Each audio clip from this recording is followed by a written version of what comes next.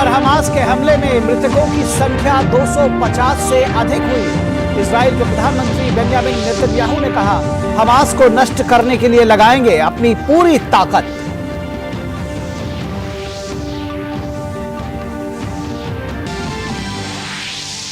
Israel पर Hamas के हमले के बाद मध्य पूर्व की स्थिति पर चर्चा के लिए संयुक्त राष्ट्र सुरक्षा परिषद का आज अहम सत्र।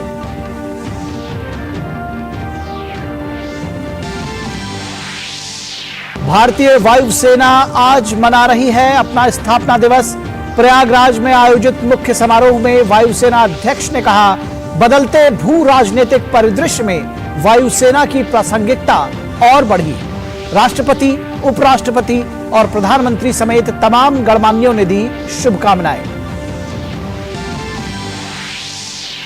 सिक्किम में अचानक आई बाढ़ से हुए नुकसान का आकलन करने के लिए अंतर मंत्रालयी समिति आज से राज्य का दौरा करेगी। मृतकों की संख्या हुई 56, दर्जनों लापता।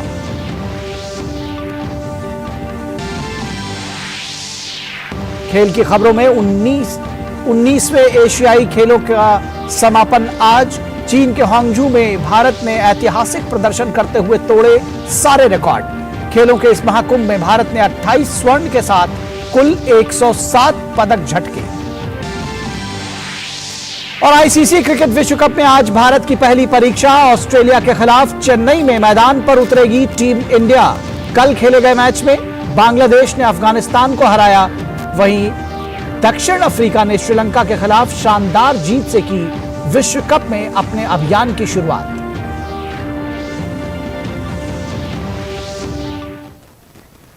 नमस्कार, डीडी न्यूज के इस बुलेटिन में आप सभी का स्वागत है। मैं हूं निखिल सिंह और आइए देखते हैं खबरों को अब विस्तार से।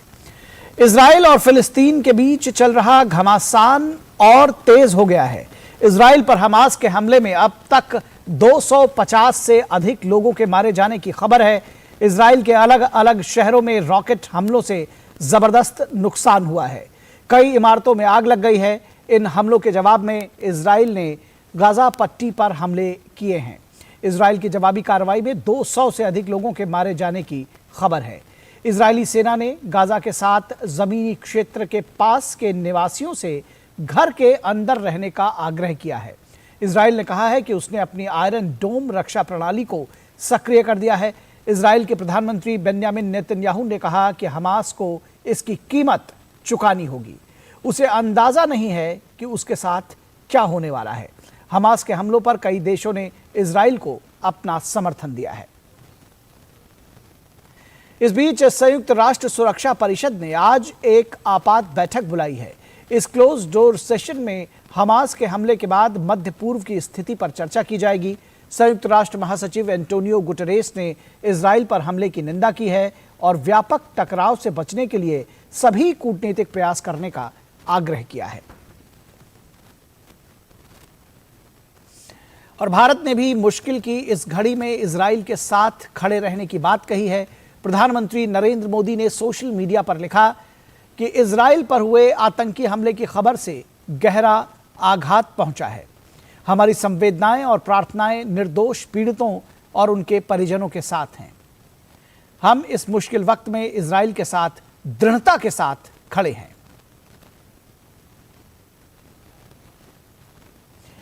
और भारत ने मौजूदा स्थिति के मद्देनजर इजराइल में रह रहे अपने नागरिकों से सतर्क रहने और सुरक्षा प्रोटोकॉल का पालन करने को कहा है। इजराइल में भारतीय दूतावास ने परामर्श जारी कर भारतीय नागरिकों से अनावश्यक आवाजाही से बचने और सुरक्षित स्थान के पास रहने की सलाह दी है। आपात स्थिति में +9723 522 6748 पर संपर्क करने या CONSL telaviv@mea.gov.in पर संपर्क करने के लिए निर्देश दिए गए हैं। वहीं फिलिस्तीन स्थित भारत के प्रतिनिधि कार्यालय ने सोशल मीडिया प्लेटफॉर्म एक्स पर एडवाइजरी जारी की है। संदेश में कहा गया है कि मौजूदा सुरक्षा स्थिति को देखते हुए फिलिस्तीन में भारतीय नागरिक किसी भी आपातकालीन स्थिति या आवश्यक सहायता के लिए 24 घंटे की आपातकालीन हेल्पलाइन पर सीधे भारत के प्रतिनिधि कार्यालय से संपर्क कर सकते हैं। इस पे फोन नंबर साझा किए गए हैं जवाल 0592916418 और व्हाट्सएप इसका +97059291641।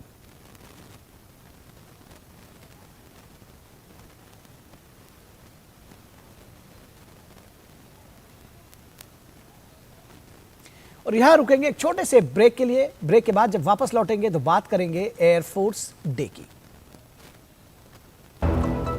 थिंक आईआईटी, थिंक विद्या मंदिर, थिंक आईआईटी, थिंक विद्या मंदिर, थिंक आईआईटी, थिंक विद्या मंदिर।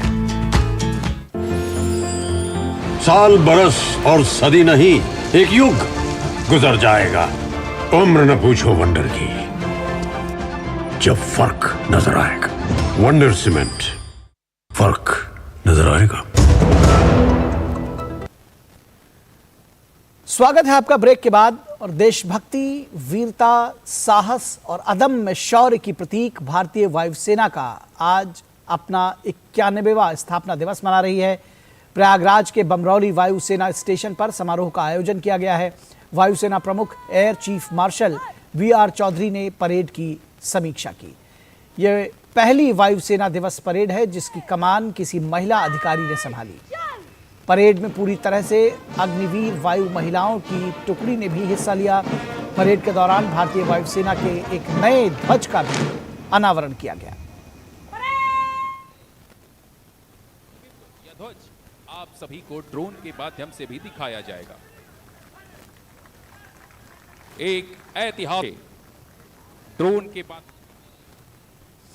और वायुसेना प्रमुख air chief marshal V R. Chaudhari ने वायुसेना कर्मियों की सराहना करते हुए कहा कि ये पूरी दृढ़ता के साथ अपनी भूमिका का निर्वहन कर रहे हैं।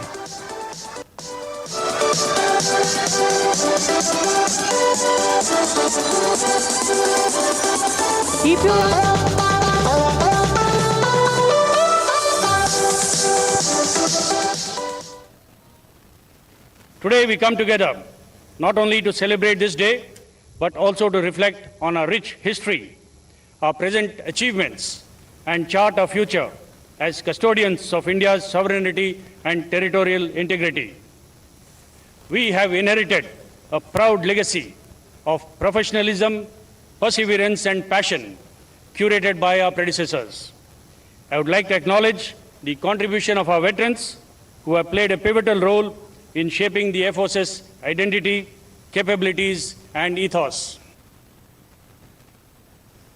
राष्ट्रपति द्रौपदी मुर्मू ने वायुसेना दिवस की शुभकामनाएं दी हैं। राष्ट्रपति ने एक्स पर लिखा कि वायुसेना दिवस पर हमारे सभी वायु योद्धाओं और उनके परिवारों को बधाई।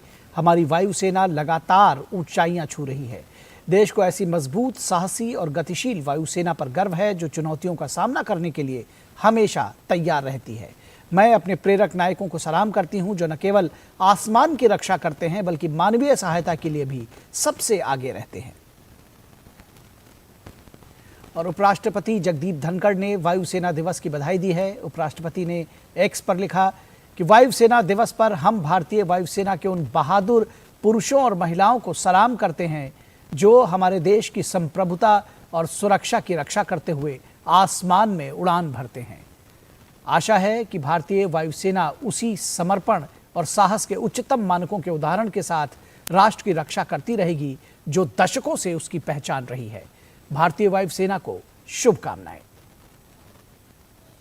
और प्रधानमंत्री नरेंद्र मोदी ने वायुसेना दिवस की शुभकामनाएं दी हैं। प्रधानमंत्री ने एक्स पर लिखा कि वायुसेना दिवस पर सभी वायु योद्धाओं और उनके परिवारों को शुभकामनाएं।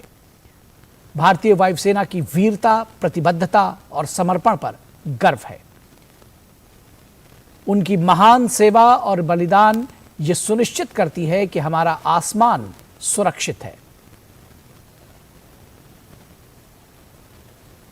और केंद्रीय गृह मंत्री अमित शाह ने भारतीय वायुसेना दिवस पर वायुसेना कर्मियों को शुभकामनाएं दी हैं। अमित शाह ने एक्स पर लिखा कि भारतीय वायुसेना दिवस पर वायुसेना कर्मियों को शुभकामनाएं। अपने फौलादी पंखों और साहसपूर्ण दिल के साथ भारतीय वायुसेना ने युद्ध और शांति के दौरान देश के हितों की रक्षा की है। इस शुभ अवसर पर मैं राष्ट्र की संप्रभुता की रक्षा के लिए उनकी अमूल्य सेवा और बलिदान को याद करता हूं।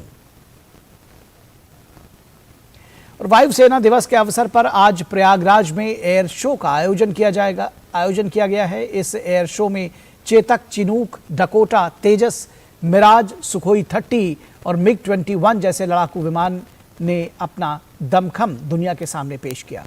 इस अवसर पर वायुसेना प्रमुख air chief marshal VR Chaudhari नए वायुसेना ध्वज का उन्होंने अनावरण किया। ये ध्वज वायुसेना के मूल्यों को बेहतर रूप से परिलक्षित कर रहा है। 8 अक्टूबर को हर साल भारतीय वायुसेना दिवस के रूप में मनाया जाता है। इस वर्ष वायुसेना अपना 91वां वायुसेना दिवस मना रहा है। इस साल की theme IAF air power beyond boundaries है। इस बार भारतीय वायुसेना अपनी 91st एनिवर्सरी मना रही है। इस बार का थीम है एयर पावर बियॉन्ड बाउंड्रीज। तो हम ये दर्शाना चाहते हैं कि भारतीय वायुसेना अपने बाउंड्रीज के बियॉन्ड अपना शक्ति प्रदर्शन कर सकती है और यही हमारा थीम है। इस बार आप देखेंगे तो हमारे पीछे एक C295 एयरक्राफ्ट रखा है जो बहुत ही जल्दी इंडिया में मैन्युफैक्चर होगा। तो इससे भारतीय वायुसेना की क्षमता काफ़ी बढ़ जाएगी। वायुसेना दिवस के मौके पर संगम किनारे सारंग हेलीकॉप्टरों और सूर्य किरण एरोबैटिक की टीम पहली बार संगम पर आसमान में अपना प्रदर्शन करेगी। इसके साथ ही इस वायुसेना दिवस पर मिग 21 को विदाई दी जाएगी। सुपरसोनिक फाइटर जेट मिग 21 विमान भारतीय वायुसेना के बेड़े में 1964 में शामिल हुआ था। रूसी कंपनी ने मिग 21 का निर्माण किया था। भारत ने इस विमान का पहली बार 1965 में पाकिस्तान के साथ हुए युद्ध में इस्तेमाल किया था। सभी लड़ाई में यह काम आया। कई वर्षों तक इसकी सेवा के बाद वायुसेना दिवस के दिन इसको अंतिम विदाई दी जाएगी। इस साल भारतीय वायुसेना ने काफ़ी सारे इंटरनेशनल एक्सरसाइजेस भी किए हैं, जिसमें कि हमारा स्ट्रेंथ प्रोजेक्शन हमने काफ़ी सारे कंट्रीज़ में, काफ़ी कॉन्टिनेंट्स में भी किया है। और इसके अलावा काफ़ी सारी जगहों से हमारे जो भारतीय फंसे थे, कहीं सूडान में, कहीं और, तो उनका भी काफ़ी इफ़ेक्टिवली रेस्क्यू किया गया है। ख़ास बात यह है कि C295 का ये पहला एरियल डिस्प्ले होगा और मिग 21 बाइसन जो है, जो हमारे यहाँ काफ़ी सालों से कार्यरत है, उसका ये शायद आखिरी डिस्प्ले हो। इसके साथ ही चेतक और चिनूक हेलीकॉप्टर, डकोटा, हार्वर्ड और टाइगर मोथ के साथ लड़ाकू विमान Tejas, Mirage, Sukhoi 30, MiG 21, Rafale, Jaguar, परिवहन विमान Embraer, C295, C-17 globe master, AN-32, C-130 Hercules भी संगम तट पर फ्लाई पास्ट डिस्प्ले में हिस्सा ले रहे हैं। तो यह जो सारे एयर एसेट्स हैं, रफाल की बात करें, Su-30 की बात करें, इसके अलावा सबसे हालिया जो C-295 ट्रांसपोर्ट विमान भारतीय वायुसेना में शामिल हुआ है, वो भी यहाँ डिस्प्ले में होगा। और सबसे खास बात, जो संगम का तट है जहाँ एयर डिस्प्ले है, उसमें भी C-295 उड़ान भरेगा। कैमरामैन सुमित धीमान के साथ सुधीर यादव, DD न्यूज, प्रयागराज। और खबर सिक्किम से, जहां अचानक आई बाढ़ से हुए नुकसान का आकलन करने के लिए एक अंतर मंत्रालयी समिति आज से राज्य का दौरा करेगी। इस समिति में कृषि, सड़क परिवहन और राजमार्ग, जल शक्ति, ऊर्जा और वित्त मंत्रालय के अधिकारी शामिल हैं। ये समिति सिक्किम की स्थिति और क्षति का आकलन करने और सहायता देने के लिए राज्य का दौरा कर रही है। केंद्र सरकार सिक्किम की स्थिति पर बारीकी से नजर बनाए हुए है और राज्य को सभी आवश्यक सहायता उपलब्ध कराई जा रही है। प्रधानमंत्री और केंद्रीय गृह मंत्री लगातार सिक्किम के मुख्यमंत्री के संपर्क में हैं। आपदाग्रस्त क्षेत्रों में राहत और बचाव कार्य युद्ध स्तर पर चल रहा है। केंद्रीय गृह राज्य मंत्री अजय कुमार मिश्रा ने कल गंगटोक में ताशी लिंग सचिवालय में सिक्किम के मुख्य सचिव, विभाग, सेना, भारत तिब्बत सीमा पुलिस, सीमा सड़क संगठन, राष्ट्रीय राजमार्ग और अवसंरचना विकास निगम लिमिटेड और NHPC लिमिटेड के साथ एक बैठक की अध्यक्षता की। वहीं सिक्किम राज्य आपदा प्रबंधन प्राधिकरण ने कहा है कि राज्य में बाढ़ में मृतकों की संख्या 56 तक पहुंच गई है। इनमें भारतीय सेना के 9 जवान भी शामिल हैं। प्राधिकरण ने कहा कि कई व्यक्ति अभी लापता हैं। सिक्किम में लोनाक झील में ग्लेशियर के पिघलने से 4 अक्टूबर को तीस्ता नदी में अचानक बाढ़ आ गई थी। इस बाढ़ में 1000 से अधिक मकान बुरी तरह से क्षतिग्रस्त हुए थे। बचाव कर्मियों ने 2563 लोगों को सुरक्षित बचाया है। इसके अलावा 26 व्यक्ति घायल हुए हैं। और दिल्ली पुलिस ने जाली नोट छापने वाले अंतरराज्यीय गिरोह का भंडाफोड़ किया है। दिल्ली पुलिस ने गिरोह के सरगना समेत सदस्यों को गिरफ्तार किया है। ये गिरोह फर्जी वेब सीरीज से प्रभावित होकर जाली नोट छापने में लगा हुआ था। दिल्ली पुलिस ने 19,74,000 के नकली नोट छापने वाली मशीन और अन्य सामग्री बरामद की है। वहीं पूर्वी दिल्ली की पटपड़गंज इंडस्ट्रियल एरिया थाना पुलिस की टीम ने नकली नोट की तस्करी और सप्लाई करने वाले गिरोह का भंडाफोड़ किया है। पुलिस ने भारत और नेपाल के 4 तस्करों को गिरफ्तार किया है। ये तस्कर भारत और नेपाल के नकली नोटों की सप्लाई करते थे। गिरफ्तार आरोपियों के पास से 18,54,000 की कीमत का भारतीय नकली नोट और 46,60,000 रुपए की कीमत का नेपाली नकली नोट बरामद हुआ है।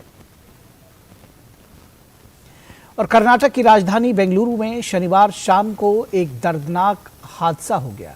बेंगलुरु के बाहरी इलाके अट्टीबेले में एक पटाखे की दुकान में भीषण आग लग गई, जिसमें 14 श्रमिकों की जिंदा जलकर मौत हो गई। यह आग इतनी भीषण थी कि पटाखों के विस्फोट की आवाज दूर तक सुनाई दी गई। प्रत्यक्षदर्शियों के मुताबिक कैंटर गाड़ी से पटाखे की पेटियां उतारते समय बालाजी क्रैकर्स की दुकान में आग लग गई। इसके बाद देखते ही देखते आग ने दुकान और गोदाम को अपनी चपेट में ले लिया। बाद में दमकल कर्मी मौके पर पहुंचे और आग को बड़ी मशक्कत के बाद बुझाया गया। कर्नाटक सरकार ने मृतकों के परिजनों के लिए 5-5 लाख रुपए के मुआवजे की घोषणा की है। वहीं राज्य सरकार ने इस हादसे की जांच के आदेश दे दिए हैं। और यहां रुकेंगे एक छोटे से ब्रेक के लिए, कहीं मत जाइएगा, जल्द हाजिर होंगे।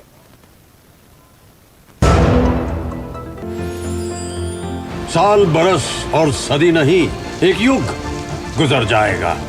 उम्र न पूछो वंडर की, जब फर्क नजर आएगा। वंडर सीमेंट, फर्क नजर आएगा।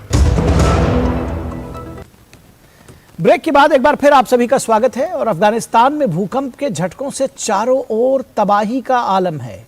6.3 की तीव्रता वाले इस शक्तिशाली भूकंप से अब तक करीब 500 लोगों के मारे जाने की खबर है। अफगानिस्तान के राष्ट्रीय आपदा प्राधिकरण के प्रवक्ता ने बताया है कि हेरात में जिंदाजान जिले के 4 गांवों को भूकंप से सबसे ज्यादा नुकसान हुआ है। भूकंप से प्रभावित लोगों को बचाने के लिए राहत और बचाव कार्य जारी है।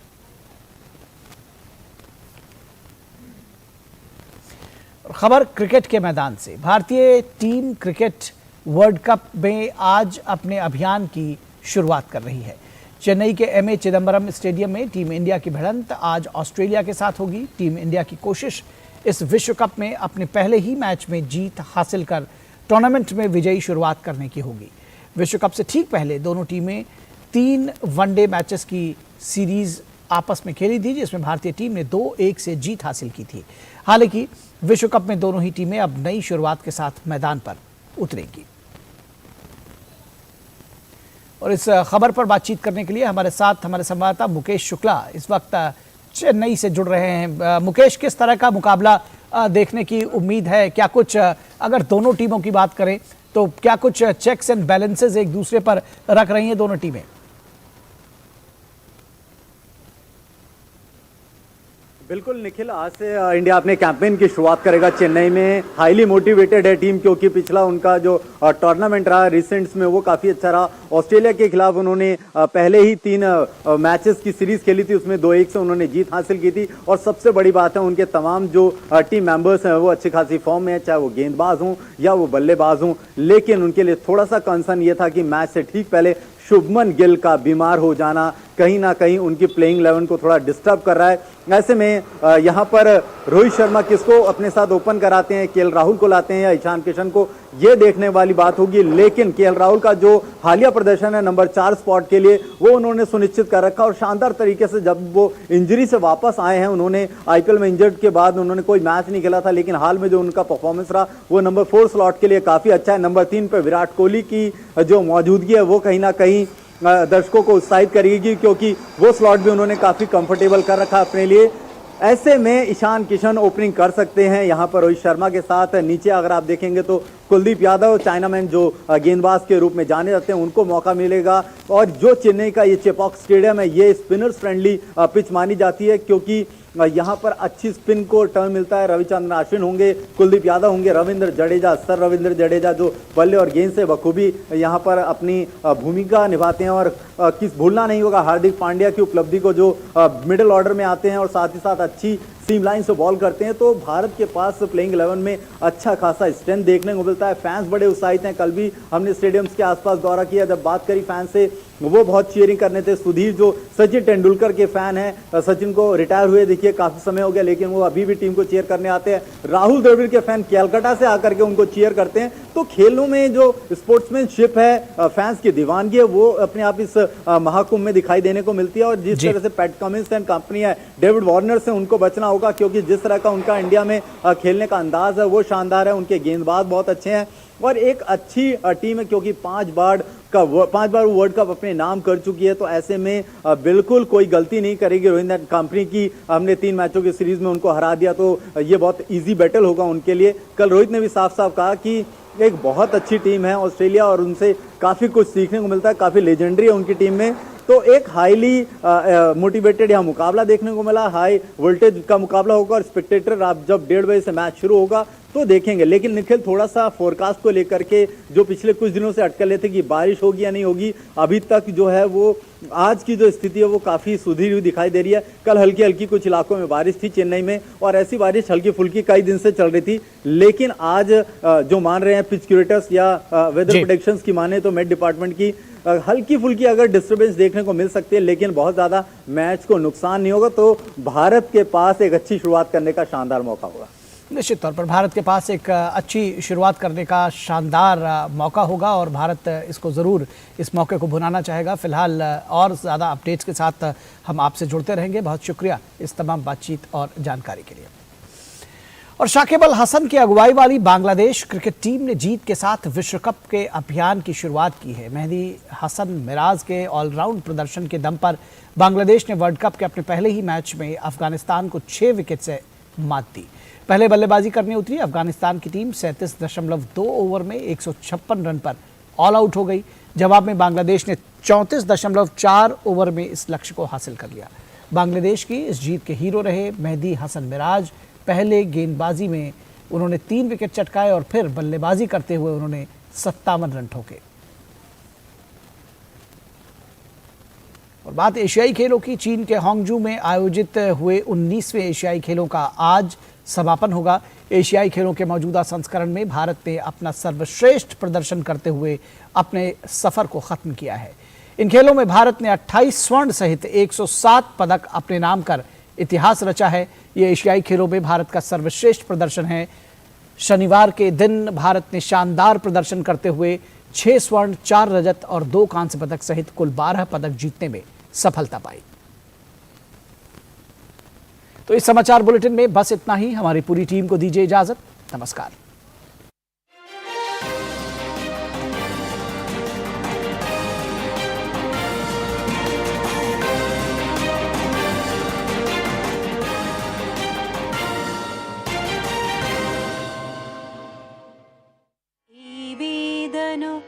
ध्यानीकरण समे जात।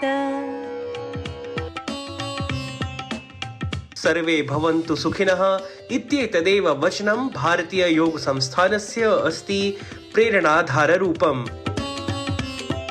जनाः सोनेट, हाइकु इत्यादि कवितां स्मरन्ति न वा स्मरन्ति, परन्तु एतेषां कवीनां छन्दो वैविध्ययुक्तानां कवितानां स्मरणं सर्वेषां